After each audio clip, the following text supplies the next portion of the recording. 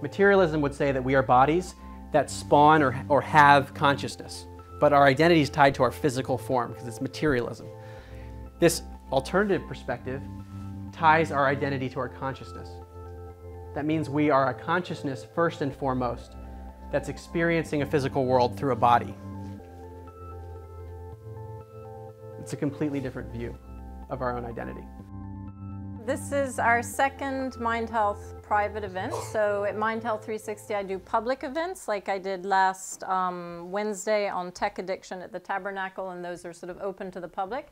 And then I do private events, which are more for usually practitioners. So practitioners, mental health workers who are basically working either in traditional medicine or in functional medicine to try and create a community around functional medicine. But because tonight's talk is a little bit different, it's about consciousness, and there's so many people I know who are fascinated by this topic, and it's such a brilliant book, and Mark is so utterly brilliant, and we're so lucky to have him here from San Francisco, that I opened it up, which is why you guys are a little bit squashed. So apologies about that. Usually it wouldn't be this big, but it's worth it. And just as many of you have heard already, but for those who don't know, Mind Health 360 aims to raise awareness and provide resources to the lay people, their friends, families, health practitioners around integrative mental health and functional medicine psychiatry.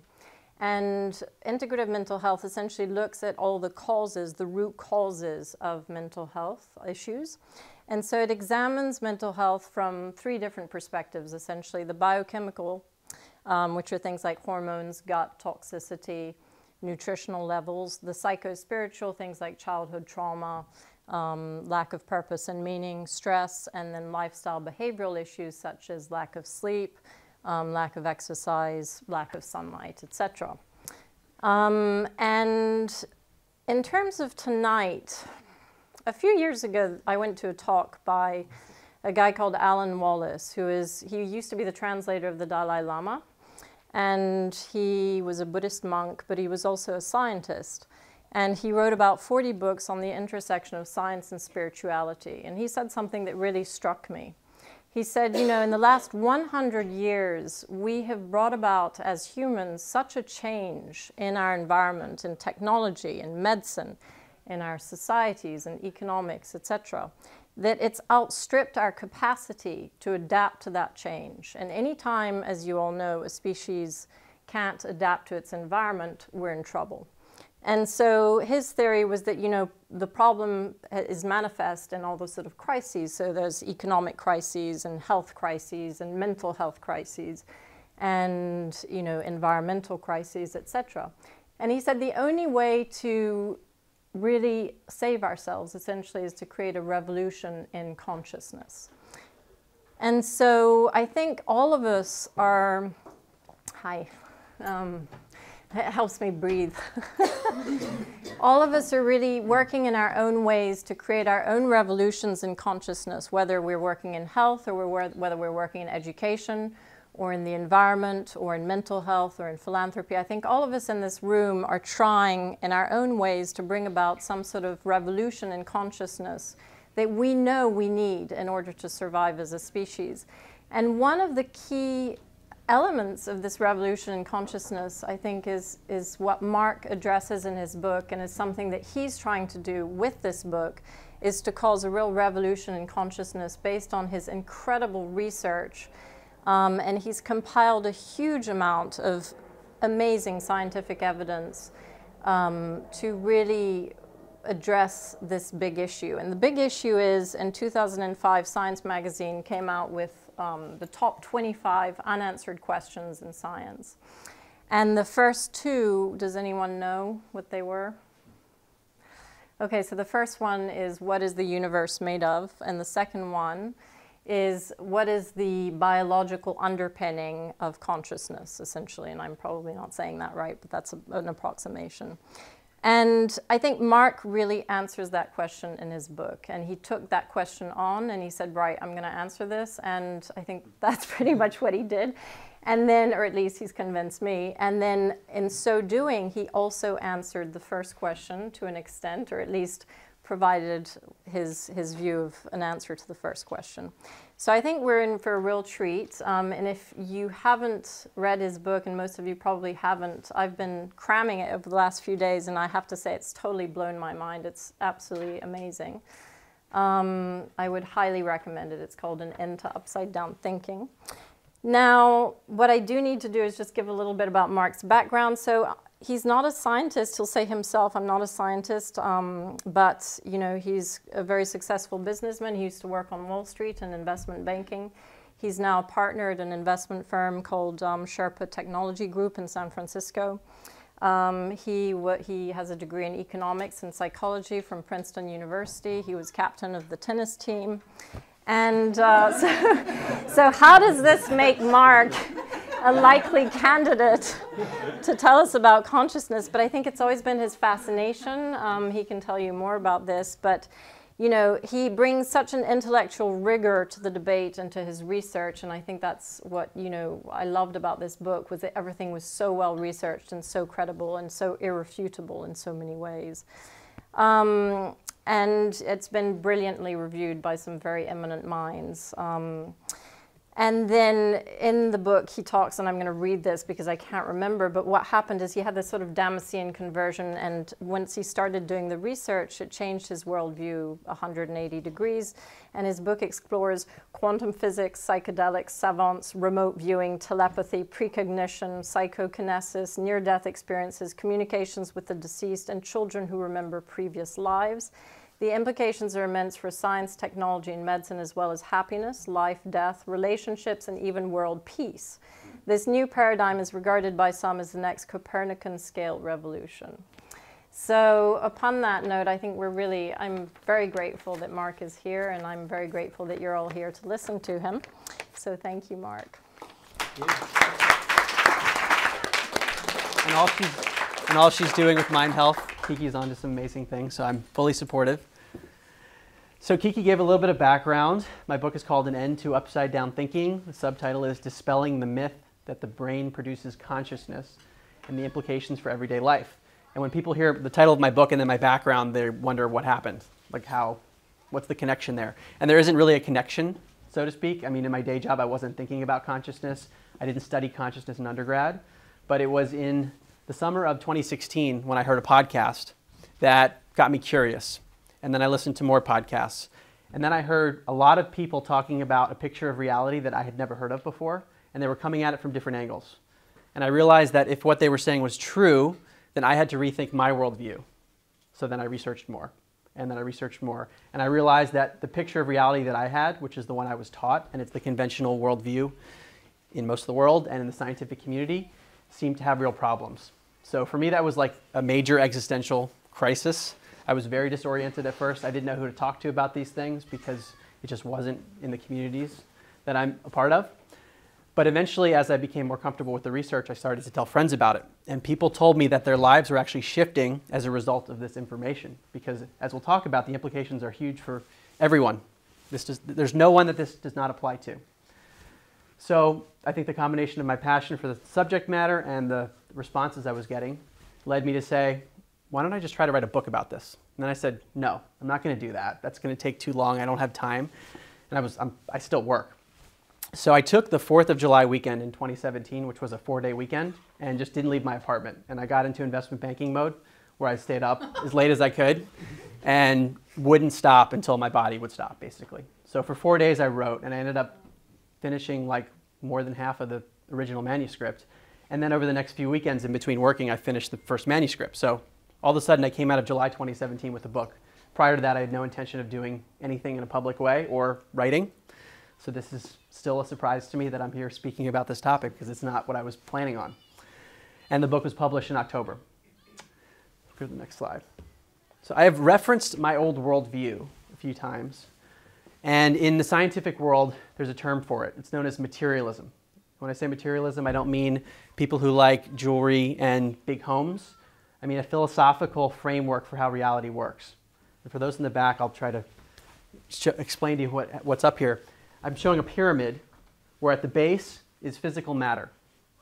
meaning everything in the universe can be reduced to matter. There was a Big Bang 13.8 billion years ago. It started the universe, and it filled the universe with atoms.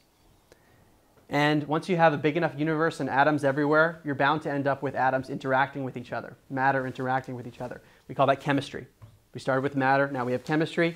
And when you have enough random chemical reactions in this big universe, chance tells us that we will end up with a molecule that can replicate itself, like DNA. So here we are on Earth. We are the evolution of DNA, and as a human being evolves, the brain develops, and from the brain comes out our consciousness. And when I say consciousness, I want to define it because this is going to be a central topic.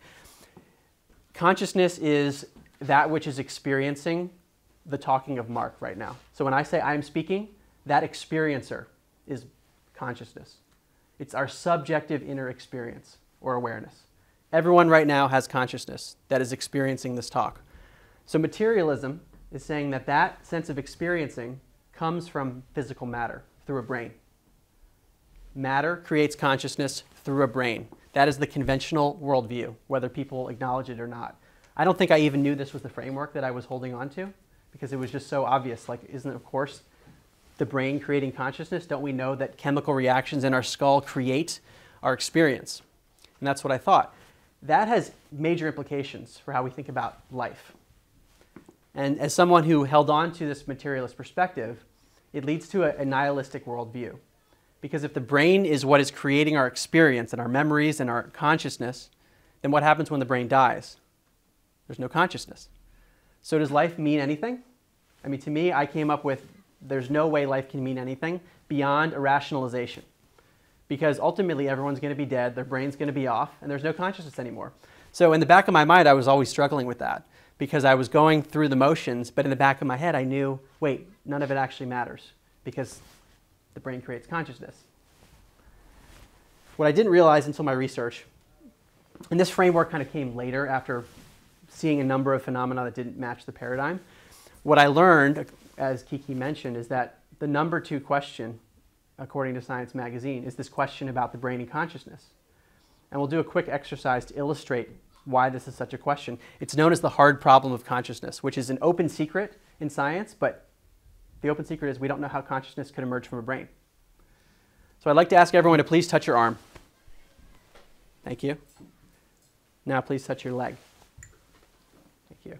Now please touch your mind. So you have demonstrated the hard problem of consciousness, which is that your body is physical and tangible, whereas your consciousness, your mind, your awareness, those are not, it's not tangible. So how could something that's not physical arise from a physical body? That's the hard problem of consciousness. No one knows the answer. But the question itself presumes that the brain or biology is creating consciousness. And this is why it's the number 2 question. What I ultimately argue is we're asking the wrong question. Embedded in that question is the assumption that the brain is creating consciousness.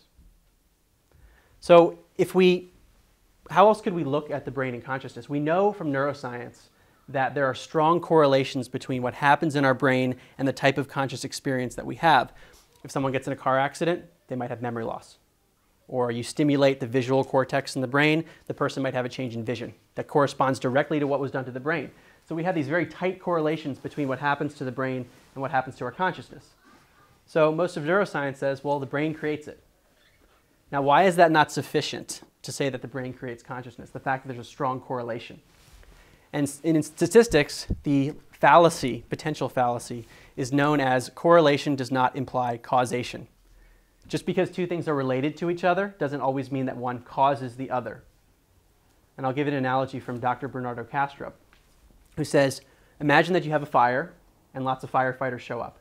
You have a larger fire and there are more firefighters that appear at the scene. So here you have a very strong correlation between the size of the fire and the number of firefighters that appear.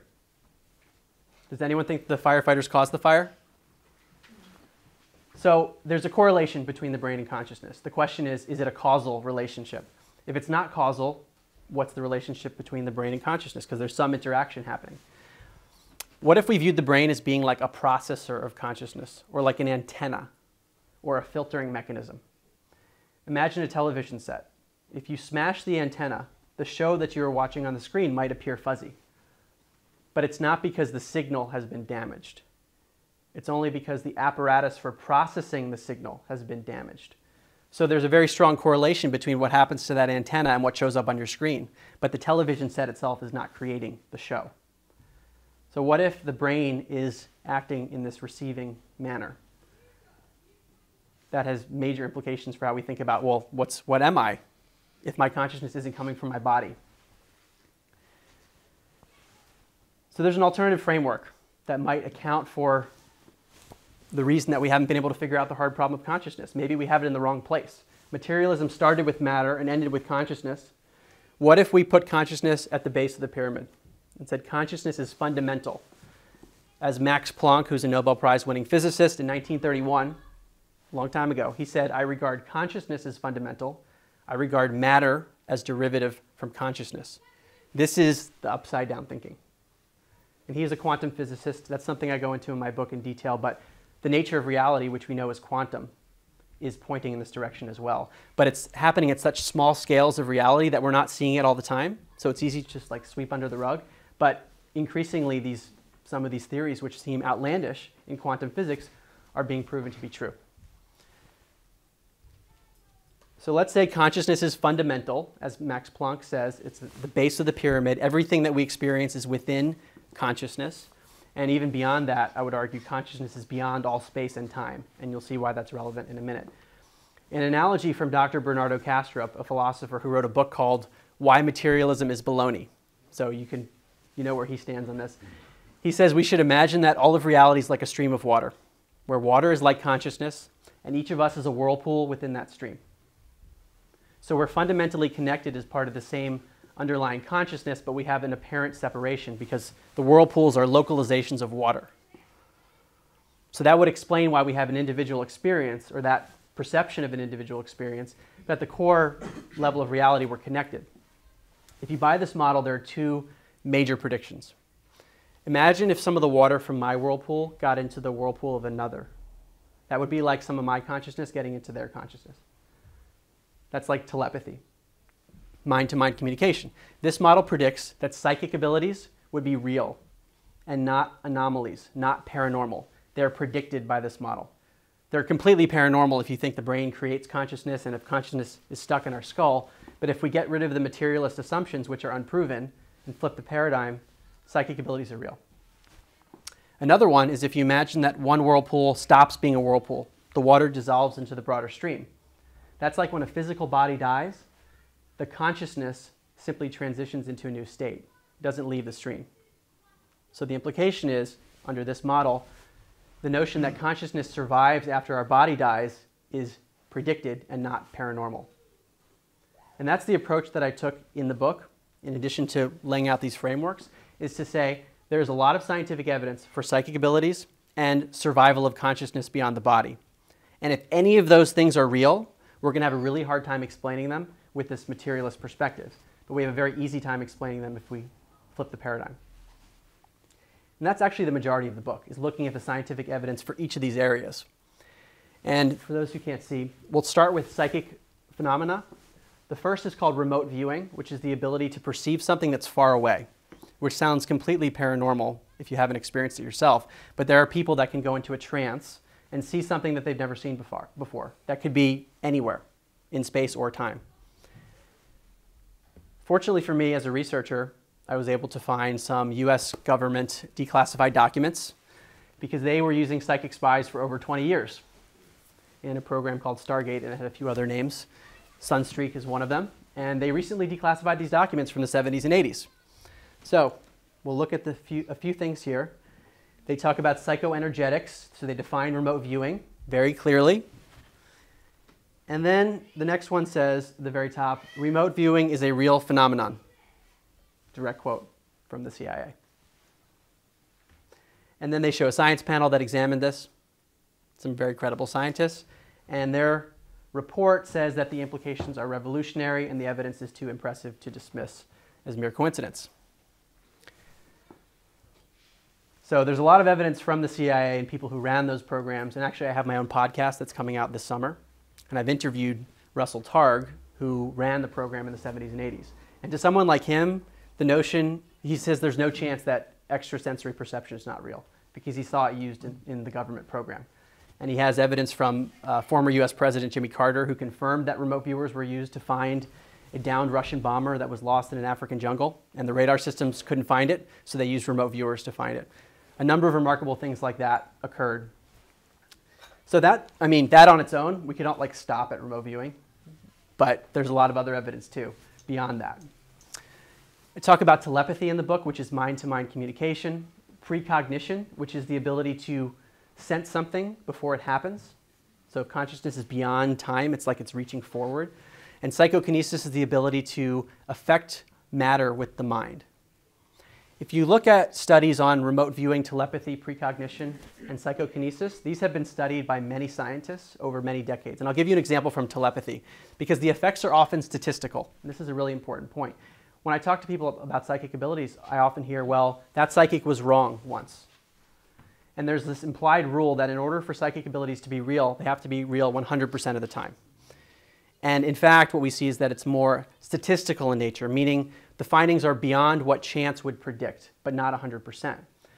An example from telepathy is known as the Gansfeld experiment. Again, this has been conducted by many researchers over many decades, where you have one person in a room, we'll call this person Bob, not claiming to be psychic. You have another person in another room, Jane, not claiming to be psychic. Jane is shown a picture, and she's asked to try to mentally send what she's looking at to Bob in the other room.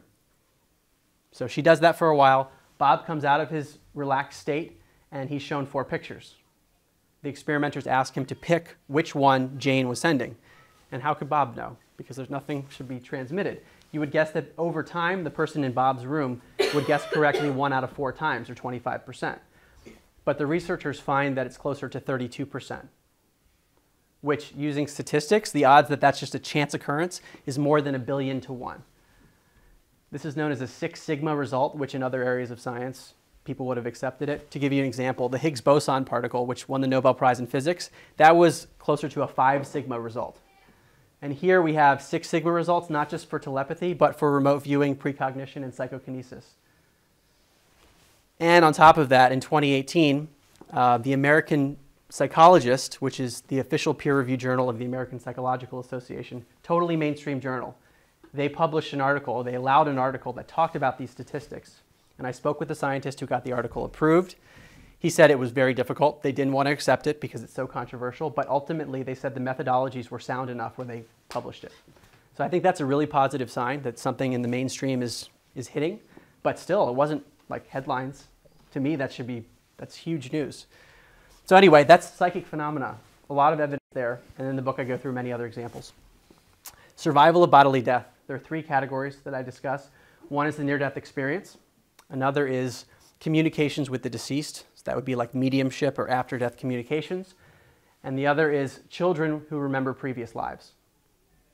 Near-death experiences, I think it's one of the most important things that I talk about in the book.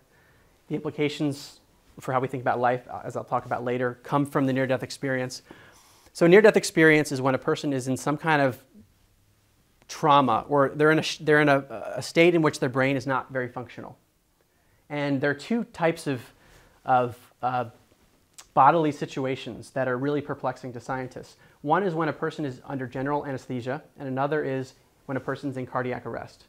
Because using the conventional perspectives of neuroscience, when a person is in one of those 2 states, the brain should not be capable of producing a lucid experience. That's what the vast majority of neuroscientists would say. And yet, in the near-death experience, people describe lucid memories. They're hovering over their body. They're seeing things in the room. They talk about encountering beings. They review their whole life, and they see how they acted towards people. Sometimes they see a tunnel, and then they go back in their body. It's a very vivid experience that people describe as being more logical than usual and realer than real. And yet, this is during a time when the brain is barely functional or not functional at all. I mean, cardiac arrest, there's no blood flowing to the brain. So then people will say, well, how do you know the experience happened during the time that the person was in cardiac arrest? Maybe it happened like right before or after. The problem with that argument is there are many cases of what's known as veridical out-of-body experiences. Veridical meaning the person's out of their body, and the things they see in the room are verified as being accurate by those who were like in the surgery room or elsewhere. So we know when that image happened. It happened during the time that the brain shouldn't have been functional. So that's suggestive of a consciousness that is functioning independently of the body. That was a big one for me. Still is. Communications with the deceased. These are some of the best studies in terms of controlled scientific evidence are studies on mediums. These are people who claim to be able to communicate with the deceased. And there have been studies using 5 levels of blinding at the Windbridge Research Center recently. They got statistical results that have been published in peer-reviewed journals. And so they have the medium on the phone. This is the person claiming to communicate with the deceased, speaking with the researcher. The researcher is giving the first name of a dead person who's not related to her. It's someone else. And somehow the medium is able to give information about that deceased person beyond what chance would predict, which is suggesting some kind of anomalous information acquisition that is not understood. But again, if we adopt this framework of consciousness, we can explain it. Finally, children who remember previous lives. I'm referring here primarily to research done at the University of Virginia for the last 50 plus years. They have a division of perceptual studies where they study near-death experiences, but also this topic, where they've examined over 2,500 cases of young children who are usually between the ages of 2 and 5 years old, who have very vivid memories of a life that is apparently not theirs. And in some cases, they're able to describe in such detail what happened in this previous life that the researchers can find a person that matches the description. And I think the most compelling cases are where the children have physical deformities that align with how they died in the previous life. It's like a physical manifestation. And those in the back can't see this probably, but this is one example from the University of Virginia researchers of a little girl who talked about being tied up in ropes in a previous life and being tortured to death. In this picture, you see her legs in their natural form, and there's an indentation as if it had been tied in ropes. And she even takes on some of the personality traits. She says, "Grandpa, look at what they did to me, how cruel they were," as if this were a very vivid thing to her. So when the UVA researchers look at all this together, they conclude that reincarnation is the best explanation for this pattern of data. Which again, if we adopt this model of whirlpools, it's like one whirlpool stops being a whirlpool and some of the water reforms into a new whirlpool. It's like recycling the water. Again, not paranormal. Something I would have completely rejected, but with this evidence, it's very hard to dispute it. And that's really what happened for me, is I saw so much evidence that I couldn't, if I wanted to be rational, I couldn't just throw it out. So you might be wondering, if there's so much evidence, why have I not heard of any of this, which is where I was, and how come very prominent scientists aren't speaking about this, although some are. What I'm finding is that many of the people who try to debunk these things actually haven't looked at the evidence. They say those things are physically impossible, looking at the laws of physics that we have. There's no point in looking at them, or the studies must be fraudulent.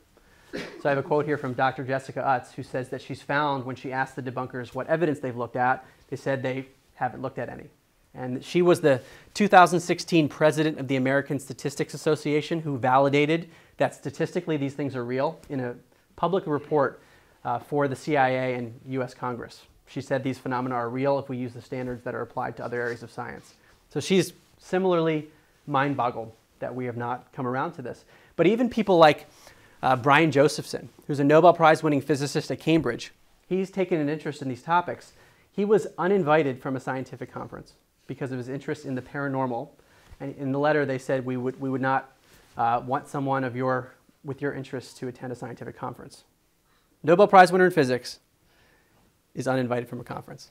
So there's major taboo. And this is when I talk to people in the space, many scientists say they have to leave academia because you can't get tenure. They say they're risking their career if they talk about these topics. That's the state of play right now. And that's why one of the reasons I felt so compelled to write the book, because if you see all the evidence in one place, if you are being intellectually honest, I think it's hard to dismiss it beyond just one's belief, which ironically becomes religious almost. And that brings us to an analogy of Galileo and the church. We're in a similar situation where Galileo had all his evidence in the telescope that the Earth was not the center of the solar system. But he had clergymen that wouldn't look in the telescope to see the evidence. And that's exactly what's happening now. So what I'm trying to do with the book is, it's like the peak in the telescope, if you want to look. It's, I think, the strongest evidence we have today in 2019. In terms of the implications, this is a radical shift. It's a meta-paradigm shift, because materialism is the paradigm underlying all paradigms of reality. And we're saying that is wrong. It's a huge deal. And what to me makes this bigger than things like the Copernican revolution or even the idea that the Earth isn't flat is that we're dealing with a reshifting of identity. So the Copernican revolution and others like it were external. We were shifting our perception of the world around us, whereas this is a shift in how we view our own identity. Materialism would say that we are bodies that spawn or have consciousness, but our identity is tied to our physical form because it's materialism. This alternative perspective ties our identity to our consciousness. That means we are a consciousness first and foremost that's experiencing a physical world through a body. It's a completely different view of our own identity. So what does that mean? I think about this all the time still. I mean, science and medicine are going to have to change because if consciousness under the materialist perspective is just an epiphenomenon of the brain, has no effect on the physical world, then that means all of our scientific equations have C equals 0, basically. Consciousness equals 0. It's no effect. But if consciousness is the basis of all reality, what are we missing in all of our science? And when you think about things like dark matter and dark energy, which comprise about 96% of the universe, meaning 4% of the universe is known, 96% is a mystery. It might be that we need to incorporate consciousness to develop a unified theory of reality. Medicine, I mean, the examples of kids with past life memories and who have physical deformities, that challenges the notion that genetics and environment are the two factors that affect our physical form. Because when the children have deformities that are not related to their genetics and not related to their environment, there's something else affecting health. And the University of Virginia researchers refer to this as a third factor. So what if we're missing a whole factor in our health system? Might that help us get somewhere? But to me, the biggest implications are around how we are in the world. And if we turn on the news on any given day, we see problems in geopolitics, violence, social prejudices. It's like a total mess. And to me, those problems stem from our collective picture of reality. So if we look at an individual political leader or an individual person who's committing violent acts, to me, those are not the problems. Those are the symptoms of the problem. So by replacing a political leader or whatever, or getting rid of certain people, to me, that doesn't solve the problem. The problem is the view of reality that's collectively being held, which is not holding up to scientific scrutiny anymore. Some people go as far as to say that if the materialist paradigm survives, we might look back in history and say that's the reason that the species didn't survive. Because it fosters a sense of separation and a sense that we are all finite. And if you adopt the nihilistic view that I took, which I think many scientists also agree with, that there's no meaning beyond a rationalization, then why do people care that much? There's no real reason to care. But if we think consciousness is beyond the body and that we're connected, it becomes irrational to do some of the things that we see. And I'll give one last example before taking questions. It's known as the life review in the near-death experience. So this is something that's occurring when the person shouldn't be having a lucid consciousness. This is something I like to talk about in every talk I give because it's mind-blowing. I mean, I think about this daily. In the life review, the person is experiencing his or her life in a flash, reliving past events, but not only from that person's first-person perspective, it's through the eyes of the people that person affected. And I'll give an example from someone I interviewed for my podcast, which again hasn't been released yet. Dannion Brinkley. He's famous for having had 4 near-death experiences. Actually, when I spoke with him a few months ago, I had thought it was 3. And he's like, I just came back from my 4th near-death experience. Open heart surgery. He said his heart was barely functioning, but he was able to talk to me.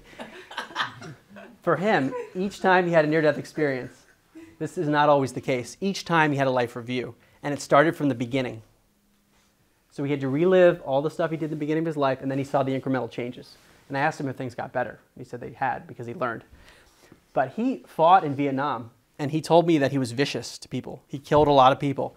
So in his life review, which he's had 4 times, he re-experienced the deaths of the people that he killed through their perspective. But not only that, he experienced the pain that the child felt who no longer had a father because he had killed the father.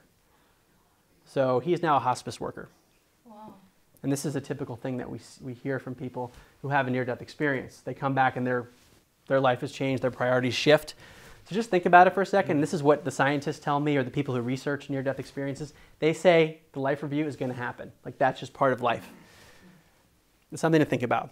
Because if everyone thought they were going to have a life review, would we see some of the behavior that we have in the world today? It wouldn't make sense. And that's why, one of the reasons why I think this topic is critically important, and that's why I wrote the book so quickly, because it feels like this needs to happen right now.